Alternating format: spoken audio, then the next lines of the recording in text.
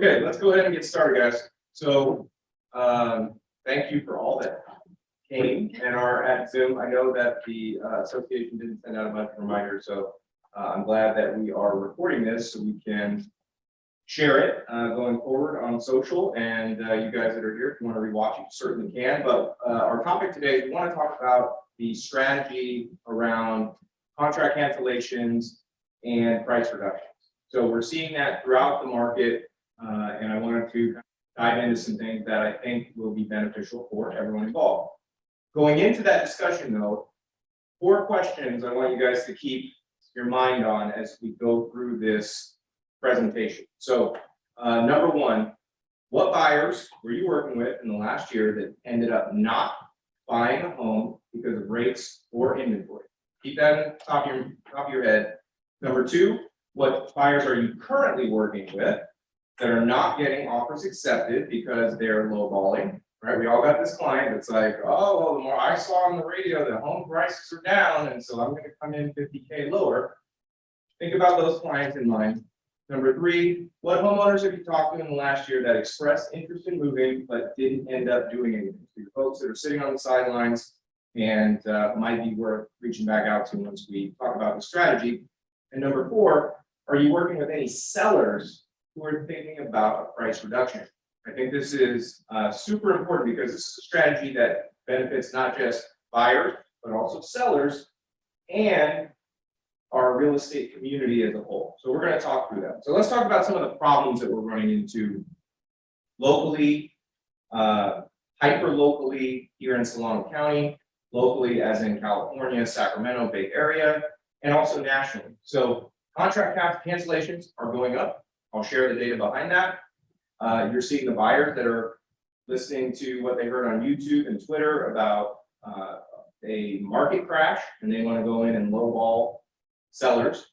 You've got sellers who are wasting a big amount of their own money and in an agent's case, some of your commission in price reductions in the market. So this is what we like to call our price reduction mitigation strategy. So let's kind of go through some of the things. Obviously, we have a pretty small group here, but by all means, what are you guys seeing out in the market right now as far as contract cancellations, price reductions? Am I off base, or are those things happening? Everybody got food in their mouth. So yep, there's a lot of affirmation. Yes, we got a knowledge of affirmation. I'm going to assume that Zoom land is kind of feeling the same. The facts, the data, all back that up. So let's kind of talk through that. Solano County. So here's the data I pulled from Trend Graphics last week. As you can see, your amount of homes listed for sale is down 10% month over month. Now that's not surprising. That's somewhat seasonality, right? We all know that everybody wants to sell their home and generally buy a home during the summer months when their kids are out of school. You want your kid to start a new school year at a new school. So that's fairly typical in terms of seasonality as far as inventory. But you're seeing the amount sold month over month up, and you're seeing pendings month over month up 26%. Now, if you expand that out to a year ago, you can see the amount, our listings are up 32% year over year, which last year at this time, if someone had asked, hey, would it help if we got 32% more listings on the market right now? We all would have been like, please, God, give me 32% more listings, right? Because this is when we were seeing homes being 40,000 over asking, all those crazy things that our buyers were struggling with at that point. We wish we had 32% more inventory. It's still not a huge inventory number. We're not even back to 2019 levels as far as homes on the market. But the media can lead with a headline, there are 32% more houses on the market. Like, oh shit, I can lowball offers because there's way more of them. There's really not that many, but year over year, there's quite a few. Sales, however, down year over year, 32%, and pendings down about 9% year over year. So as you can see, we definitely have more opportunities. We all wanted a more balanced market for our buyers a year ago. We've got it. We still, however, are in a position where our sellers are unrealistically setting expectations of their homes. So let's go through some additional data. So let's look at the median sales price in Solano County this year. As you can see, and this goes back to the last 4 years, this is your median sales price. And if you guys are ever looking for data that's local, obviously Train Graphics is a great thing. You guys as agents can get that from Barry's, but Redfin has a ton of localized data that you guys can get in and have access to for free. So feel free to do that if you ever have buyers or sellers who are engineers, number crunchers, anything like that, and you want to talk to them. So as you can see, year over year, that home price has gone steadily up. At no point so far this year, despite the doom and gloom that you hear on CNBC and everywhere in between about the housing market, nowhere year over year have we seen a reduction in home values. That being said, deals in the market are falling out of contract at the highest clip since 2020. Now, obviously in 2020, it was a weird time, right? We had COVID in March. Everyone was like, oh shit, I can't go to work. I don't know what's going on.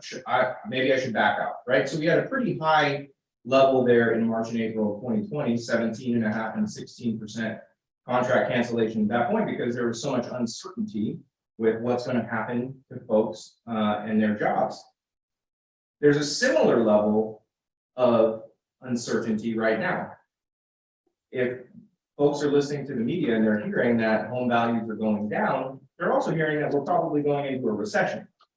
They're also hearing that when they talk to their loan officer, when they got pre-approved 30 days ago, their rate was 5.5, 5.75. And then they call back today and it's like, yeah, you're in the high sixes. Or last week, 7.25, somewhere in that range, right? So there's a lot of, especially on the builder side, this is especially true, right? Where you've got 8-9 months lead time, you got pre-approved 9 months ago, life is really, really different. So you're starting to see a lot of deals fall out. They get into contract, then they talk to their loan officer, find out what the rate is now, then they find out what the payment is now, and they go, ooh, I don't like that. And they back out. So that's not good for anybody. On the listing side, no listing agent wants to accept an offer and then have them immediately back out. It does not make them look good to their sellers. The buyer's agent, doubly frustrated.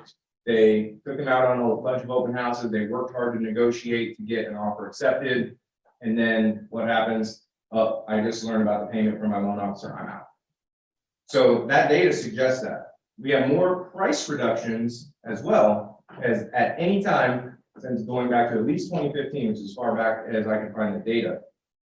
So right now we're nationally at about 12% of homes are getting price reductions, even more than that locally.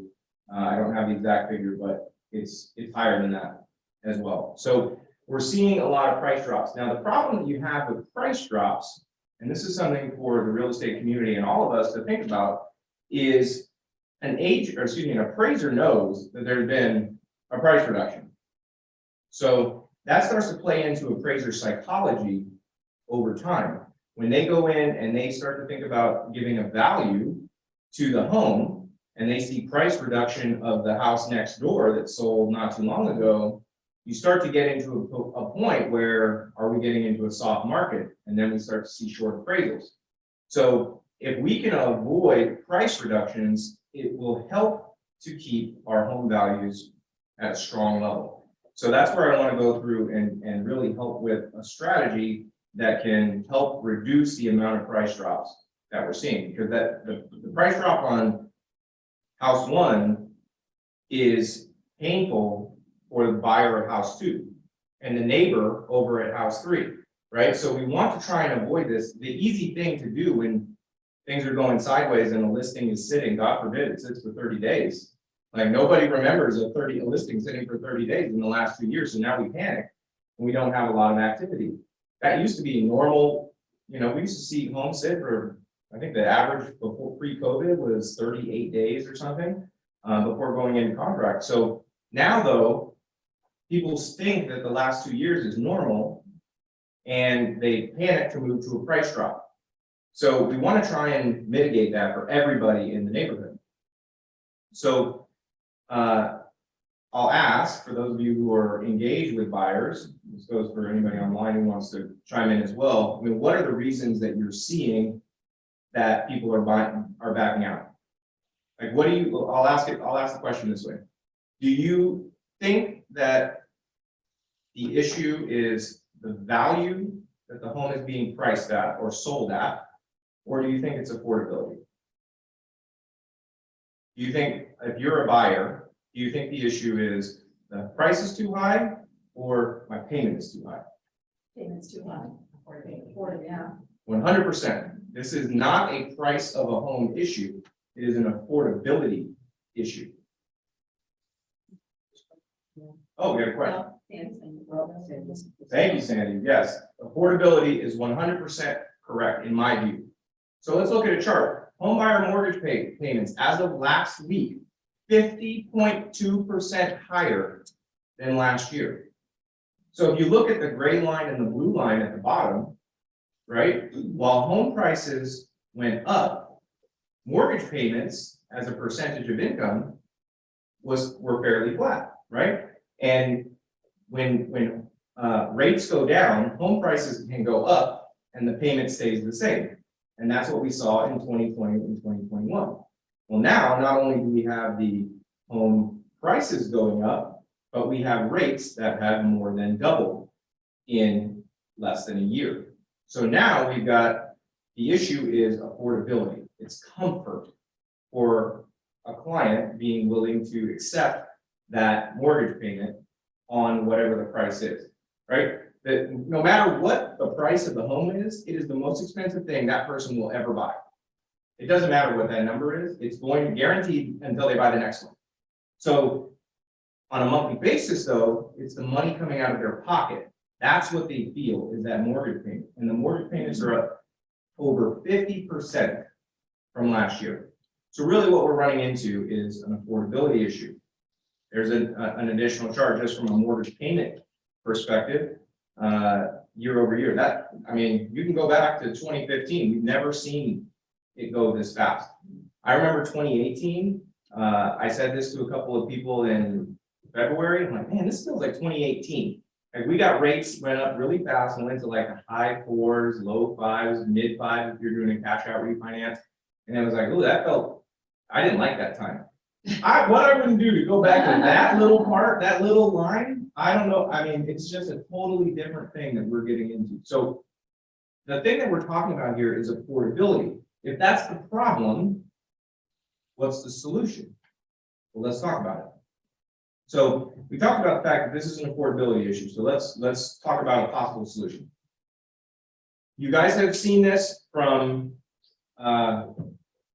every single loan officer I think that I know has come out and talked about buy downs. And they've put out neat social media graphics, which I'm all for, but I want to dive a little deeper because I feel like anybody who sees it on social media, there's only so much room in that little JPEG photo that they upload to really explain things. So what we're going to do is we're going to dive a little deeper in this buy down and show some examples of why a buy down is more advantageous for both the seller and the buyer as opposed to a price reduction. So there are 3 benefits when it comes to a buy down, and we're going to talk about 2 different types of buy downs.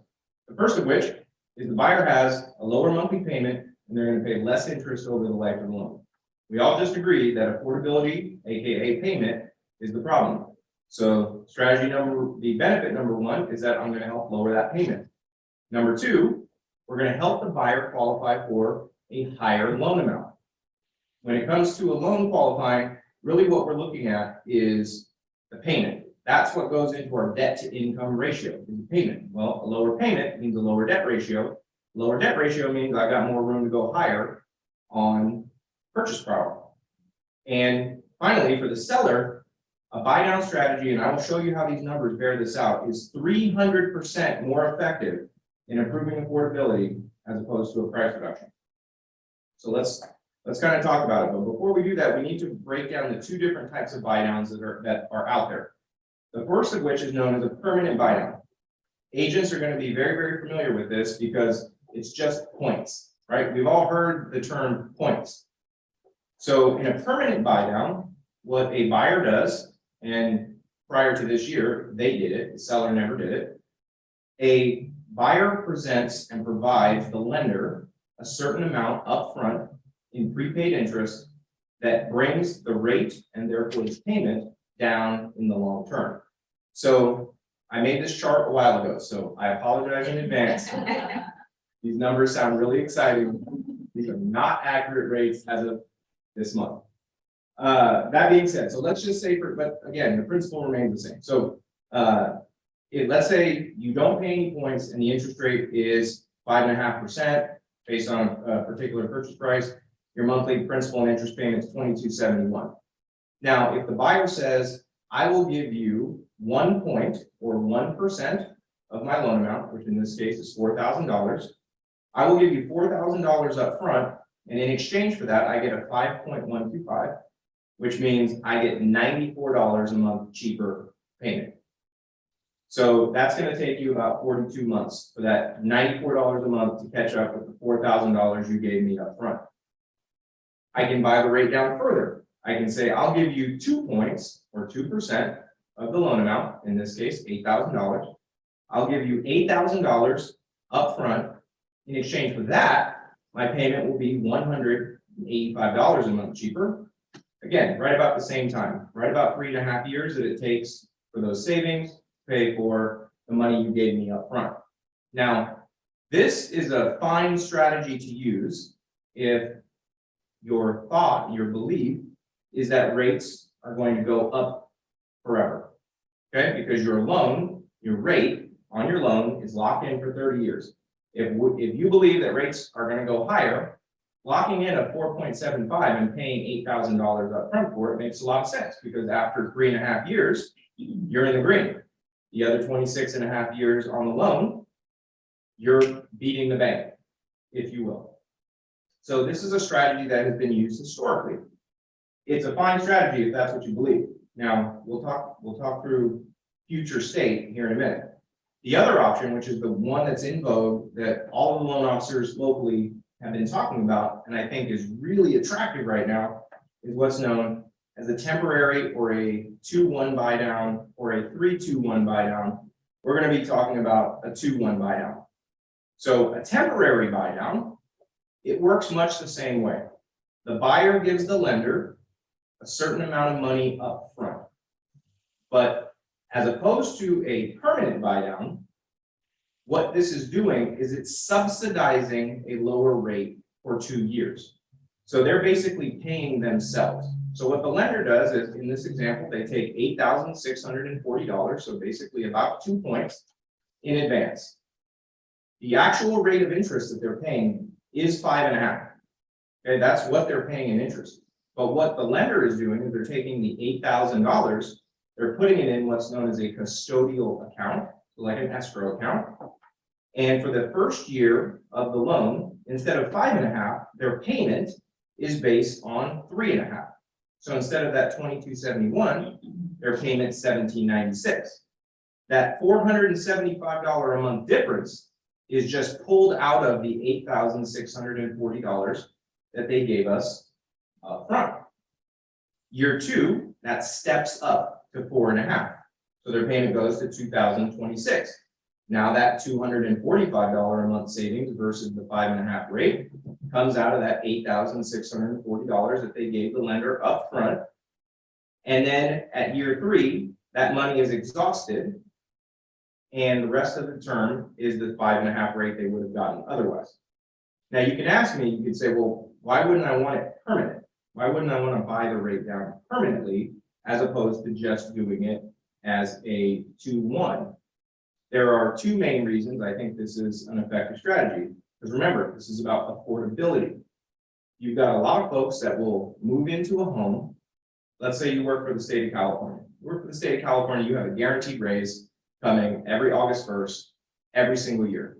You know for a fact that 2 years from now, your payment, your income is going to be higher.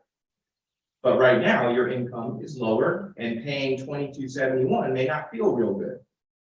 But 2 years from now, when you know your income is going to go up because you get a raise every year, you're going to feel more comfortable with that. So this gives you a little chance to kind of build into the payment going up. So that's number 1 scenario where I think it makes sense. Number 2, and this is the 99% reason why I think it's awesome. Number two, if you think rates are going to go down in the next 2 years, that means you're going to want to refinance, okay? Your loan officer, your local lender is going to say, hey, rates are 5%. They're not 5.5 anymore. Let's get you out of that 5.5. If you paid the permanent buy down, you took the $8,000 up front and you refinance a year from now, that $8,000 is gone. That poof, gone. On the flip side of this coin, if you refinance a year from now, in this scenario, you still have $2,940 in an account. That money does not belong to the lender, it belongs to you. So an average refinance costs about $4,000, give or take, from a lender. You just paid for your next refi at the same time, out of the same money. So it's the only way legally that we can do this without fraud, that the seller can put money in a buyer's bank account, because that is what they are doing. They are taking in this scenario, $8,640, and they're putting it in a bank account for the buyer. Now, if in 2 years from now, rates are higher, oh well, I got 5.5, I'll just keep it. I got to enjoy my $8,640 credit from the seller off of my payment for the last 2 years. If rates go down, I get that money back. And I get that money back by reducing my principal balance in my loan. So the value in doing this is under the assumption that at some point, at minimum, in the next 2 years, there's going to be a refinance on the table. And you may ask me, Jason, how do you know that a refinance could be an option on the table? Well, I think most people agree, as would your buyers, if they're listening to the same YouTube and Twitter channels that say that the housing market is going to crash. That goes hand in hand with there's going to be a recession, right? All the home value doom people tell you we're going to have a recession, people are going to lose their jobs in 2008 again. Okay, my last finance forum, I debunked that, but I do agree that a recession is likely to come. The Federal Reserve is raising rates so fast, they stopped talking about a soft landing. They know we're going into a recession. You go back to 1980, we've had 7 recessions in that period. Mortgage rates have dropped during all 7. So if you believe there's a recession and you believe in data, then you believe that mortgage rates are going to go down in the next 2 years. And if mortgage rates go down in the next 2 years, you're going to want to refinance out of whatever horrible rate you get today. And in this way, whatever money is left in that account goes back to you as the buyer, which is going to pay for that next refinance. So that's our difference between our permanent buy down and temporary buy down. Now, whichever strategy you believe rates go down, temporary buy down is for you. You believe rates are going up, a permanent buy down is for you. Either way, the strategy in having the seller pay for it, which I'm going to break down, that is where the benefit is coming from. Regardless of what your biopsychology is, there is a strategy available and on the table that suits what they're looking for to keep them confident in their ability to buy this home. So let's look at a case study. Now, the case studies I'm going to give you are permanent buy down, but they work exactly the same in terms of the value that you see. So let's use this example here. We've got a $675,000 purchase price. Okay. We have a $607,000 loan. Let's say the rate's 5.49. Your payment's 3801, and your cash to close is 74 grand. For whatever reason, the buyer wants to make a lower offer, the seller wants to do a price reduction, whatever the case may be. Let's say that the seller decides, all right, we're going to drop the price $25,000. So now you've got a $650,000 purchase price. You've got a $585,000 loan if we're doing 10% down. Same interest rate. Your payment is $36.71. Your cash to close is 71 grand, and you have saved $130 a month on the payment. So now your buyer has to say, is that enough psychology? Like, do I feel good enough about the affordability that I want to move forward with that property? Maybe it is. I don't like to shop with other people's wallets. Maybe $130 is enough to say, yep, I want to move forward. But what if instead of taking $25,000 and reducing the price, we kept the price at $675,000? And what if at that point we got a $12,500 credit? And with that, we did a rate buy down and we paid the mortgage insurance. So the seller is buying out the mortgage insurance and they're going to buy down the rate with $12,500. So you split the difference, right? Instead of a $25,000 price reduction, the seller said, let's do a $12,500 credit. So now you've got a 607 loan amount. We bought your rate down to 4.875. Now your payment's $34.99. Your cash to close is the same $74,000 they were going to come in with in the first place. And instead of saving $130, now they're saving $301. Now we're talking real money when it comes to their monthly payment. When I said earlier that it's 300% more effective to do a buy down than a price reduction, you can see that play out on the last column there. You would need to reduce the price by $59,000 off the house in order to achieve that same $300 a month savings. Now, if you go to your seller, if you're the listing agent, you go to your seller and you say, hey, we need to drop the price $59,000, they're going to be like, yeah, I'm not doing that. If you go to your buyer and say, well, they're going to drop it and it's going to drop your payment $130, or is that comfortable enough for you? Payment, they may go, yeah, that's not enough. And boom, you've got a blown up sale. So instead, if you do that option in the middle, buying it down, instead of reducing by $25,000, you're only getting a credit of half that, and you're more than doubling what the monthly savings are. So you're addressing the root issue, which is affordability, while providing your sellers the most amount of cash that they can get in selling a house. You can see this in terms of over a 5-year period, what this does in terms of interest savings, right? If we look at this, obviously the first column is just what the standard agreed to contract would be. The second column would be if I kept your rate at 5.5 and I reduced the sales price by $25,000, you would save $6,000 in interest over 5 years. The third column is what you would save in interest over 5 years with a buy down. So now you're buying down, you save $23,000 in interest over the 5 years as opposed to 6. And again, if you reduce the price by $59,000, get that same monthly payment savings, you're only saving $14,000 in interest. So there's not just a payment savings that goes along with this from the psychology, but there's an interest savings over time to our clients, which this as a loan officer is always the hardest thing for us to explain because people really only see payment. And a lot of times they forget that part of that payment is a principal portion, which is a forced savings account. It's you putting money into your own pocket that's located in your walls, aka your equity of your home, and the rest is interest. And so this shows interest savings, which is hard to calculate in someone's brain. So this is all, I mean, and we'll talk about this a little bit further in terms of how to show this to agents and clients. This is 15 years, right, in terms of the total savings over time. I think it's really important for us, you guys know this, I talk about this all the time in these types of situations and meetings, that education is key to our clients' success. And as loan officers, this is not I know I say this every meeting too, this is not a Jason Russell thing. Every single local lender that engages with most of us here in the association has the ability to run these numbers, show these savings, show these values and benefits to our clients. We just have to go the extra mile to do it. We all got a little bit lazy in 2020 and 2021 and how easy it was to do transactions. We can switch that up and do better.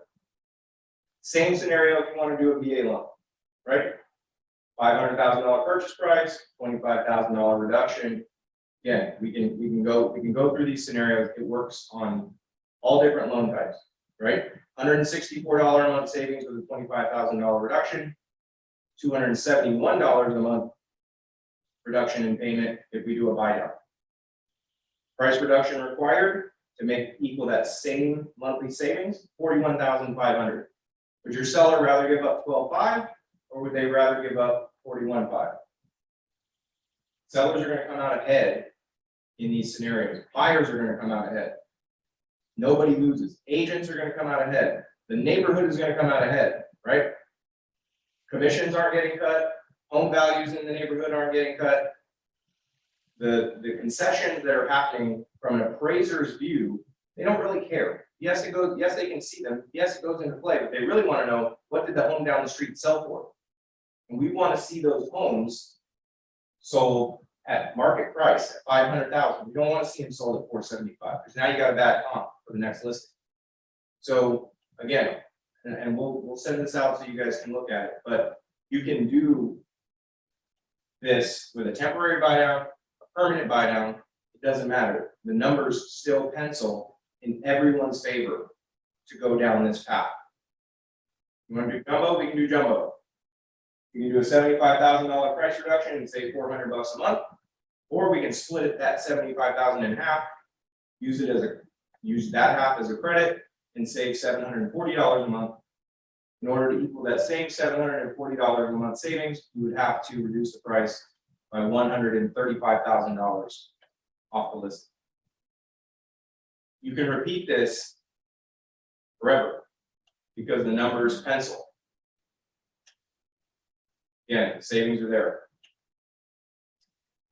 What I want to do is I want to provide, there's a calculator that we created, and I want to provide this not just any agents who are interested, but any loan officers who are interested. You guys can rebrand it with your own logos. Let me see if I can pull it up here. Hang on, I think I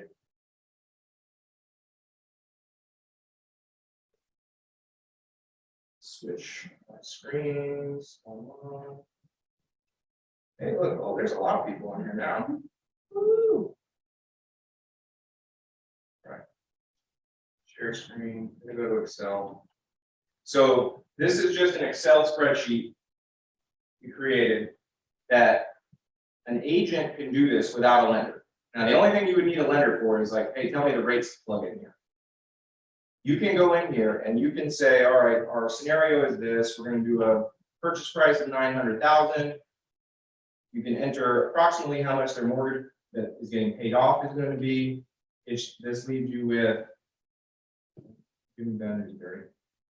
This is going to leave you with $565,000. You can do the math yourself. A $50,000 price reduction. It'll tell you what that same payment's going to be. You can do a seller rate, what we would do if we did a buy down. You can kind of play with these numbers, right? 4.75. It changes the payment. It'll tell you the same. All the calculations I just showed you, right? You can show this if you're an agent. You can show this to your sellers and say, hey, instead of dropping this price, why don't you try this strategy? And you can show them an Excel spreadsheet to do that. If you're a loan officer, you can have this Excel spreadsheet. I'll give it to you. You can take the Neo off the top and put your logo in it and work with your agents to show them how this can pencil in everyone's favor. And I think that's the key thing that we all really need to be focused on right now is finding a win-win scenario, because falling out of contract is a loss for everyone. Dropping the price is probably a long-term win for the buyer. But again, they only care about payment. That's what they care about. And this solves that bigger pain point more than any other strategy does.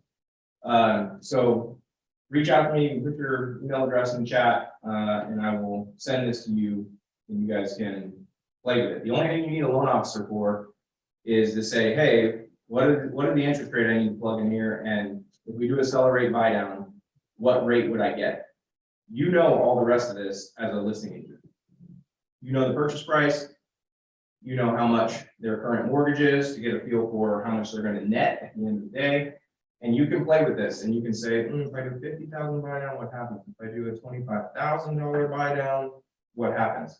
Right? And we can walk you through this. So it's a very simple thing. You've got to plug in the only thing you need to plug in is the fields in the blue, and it'll do all the math for you.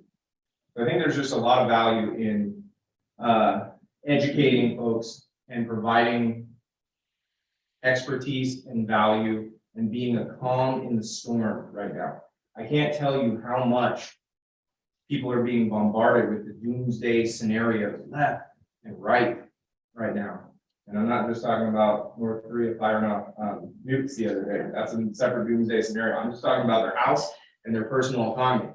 Okay, we can be a calm in the storm. And I know it's hard for all of us right now. I know that all agents typically have fewer listings. They've got fewer buyers. Loan officers have fewer clients. We all are feeling it right now. So we all need to be calm for each other and provide solutions to what we're up against right now, as opposed to the fear that we're all seeing, experiencing, and just be that beacon of bright light. That being said, if there are any questions in the chat, I don't think there were. Yeah, if you guys want to come off mute, if you have any questions, you guys are welcome to do that. I have a question from that. Yes, please. Yeah. We're seeing, of course, creative financing all over. Like, Yeah. we appreciate it. We started off with thank you for giving us another creative idea. Sure.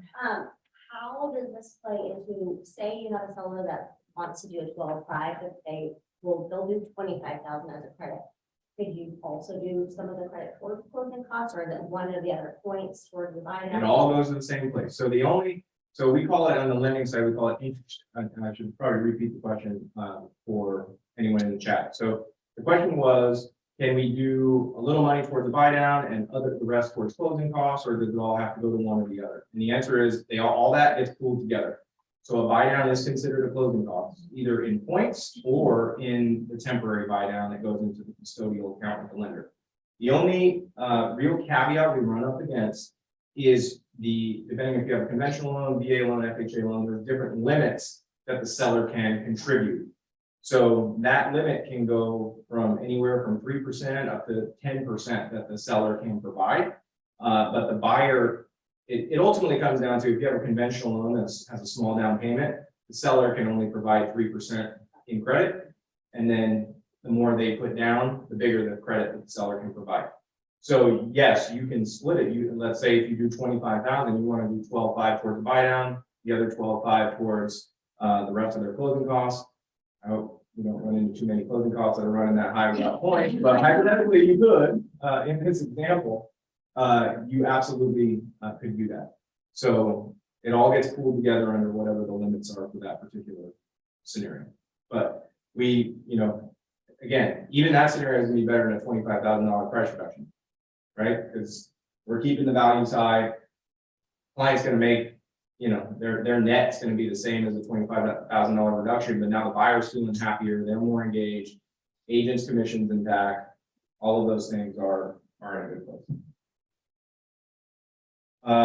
Jennifer Kelly, yes, so MC, which that is a acronym for what's known as mortgage coach, which is those little tables that I was showing up there, is a program called Mortgage Coach.